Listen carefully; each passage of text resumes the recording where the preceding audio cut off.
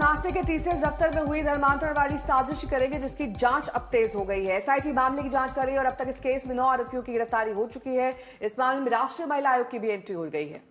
पूरी पड़ताल के बीच ये पता लगाने की कोशिश हो रही है कि क्या यौन शोषण और धर्म परिवर्तन वाला जाल दफ्तर में काम कर रहे कुछ लोगों की साजिश थी या इसका तार किसी बड़े नेटवर्क से जुड़ा है। नासिक टीसीएस केस में हो रहा हर खुलासा सभी को चौंका रहा है। वहीं महाराष्ट्र के नासिक में टीसीएस में काम करने वाली 8 महिलाओं ने बेहद गंभीर आरोप लगाए हैं। महिलाओं ने आरोप लगाया कि दफ्तर में उन्हें धमकाया गया, यौन शोषण किया गया, धर्म परिवर्तन की साजिश रची गई। केस की जांच के बीच कल राष्ट्रीय महिला आयोग की fact finding team Nashik TCS दफ्तर पहुंची। पीड़ित समेत कई लोगों से पूछताछ हुई। केस से जुड़े कई सवालों के जवाब तलाशने की कोशिश की गई।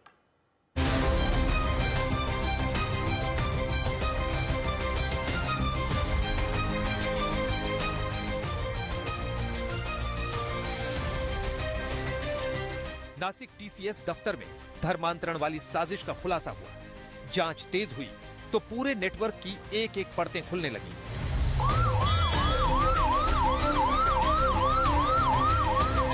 एक एक कर कई पीड़ित सामने आने लगे और कॉर्पोरेट नौकरी की आड़ में उस मजहबी जिहाद का कच्चा चिट्ठा खुल गया, जिसका जाल बेहद शातिराना तरीके से बुना गया था। केस में एनसीडब्ल्यू की जांच टीम की एंट्री के बाद अब इस नेटवर्क के कुछ और सीक्रेट सामने आ सकते हैं। एक दिन पहले महिला आयोग की फैक्ट फाइंडिंग टीम नासिक में टीसीएस दफ्तर पहुंची। टीम ने पीड़ितों से साथ कई कर्मचारियों से भी पूछताछ की। आप देख सकते हैं ये वो फैक्ट फाइंडिंग कमेटी है जो पुलिस की टीम के साथ यहाँ पर टीसीएस के दफ्तर पहुंची है। फैक्ट फाइंडिंग कमेटी की टीम जो विक्टिम्स हैं, जो कंप्लेनेंट्स हैं, उनसे भी मुलाकात करेगी। टीसीएस दफ्तर में जो कर्मी हैं, सहकर्मी थे, उनसे मुलाकात करेगी, पुलिस से बातचीत करेगी और फिर अपनी report national commission for women में सबमिट करेगी। उसके बाद तय किया जाएगा कि आगे क्या एक्शन लेना है। ये फैक्ट फाइंडिंग कमेटी विक्टिम्स से भी मिली है, कंप्लेनेंट से भी मिली है और अन्य विक्टिम्स और कंप्लेनेंट से भी मिल सकती है। महिला आयोग की फैक्ट फाइंडिंग कमेटी टीसीएस दफ्तर पहुंची। मामला बेहद पेचीदा है।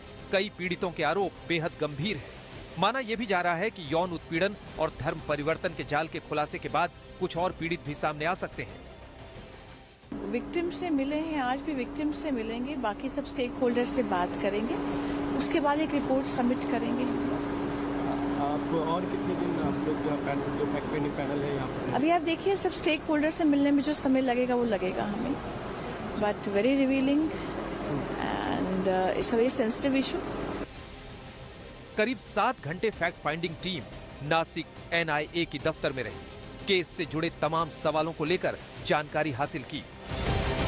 7 घंटे तक टीसीएस के दफ्तर में फैक्ट फाइंडिंग कमेटी जो है नेशनल कमीशन फॉर वुमेन की, उसने पूरे लोगों से बातचीत की है।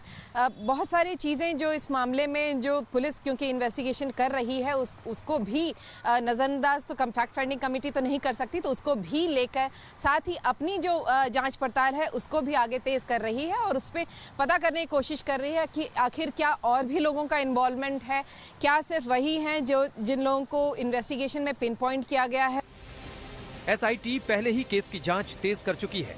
आरोपियों के पूछताछ कर एक एक कड़ियों को जोड़ने में लगी है। एसआईटी ये पता लगाने की कोशिश कर रही है कि क्या जबरन धर्म परिवर्तन कराने का ये पूरा मामला सिर्फ कुछ लोगों तक सीमित था या इसके पीछे कोई संगठित नेटवर्क काम कर रहा था। क्या इसकी कड़ियां और शहरों या राज्यों से भी जुड़ी हैं? क्या इसके लिए विदेश से सीधी फंडिंग हो रही थी? ऐसे में अगर सैलरी के अलावा आरोपी कर्मचारियों के पास किसी अन्य स्रोत से पैसे आने के सबूत मिला तो मामला और भी गंभीर हो सकता है। इन सब केसेस में कोई बाहर का संगठन है क्या, या कोई बैंड ऑर्गेनाइजेशन है, या इसका कोई फंडिंग बाहर से हुआ है, या जैसे कुछ मीडिया में रिपोर्ट्स आए हैं इंटरनेशनल इसकी कोई लिंक है क्या? तो इस सब की जांच पुलिस कर रही है और हमने एसआईडी, एटीएस, एनआईए इन सब से पत्र व्यवहार किया हुआ है और जैसे ही कोई हमको लीड्स इन्वेस्टिगेशन में मिलते हैं तब हम उनको फॉलो करेंगे। उधर धर्मांतरण के आरोपों की जांच के बीच आरोपियों के परिवार वाले भी सामने आ रहे हैं। केस में गिरफ्तार आरोपी दानिश शेख की मां ने दावा किया उनके बेटे को गलत केस में फंसाया गया है। मेरा बच्चा वैसा तो नहीं कर सकता और वो जो लड़की ने आरोप दिए वो भी गलत है कि मेरा बच्चा इतना शरीफ है, क्या बोलेंगे अभी हम।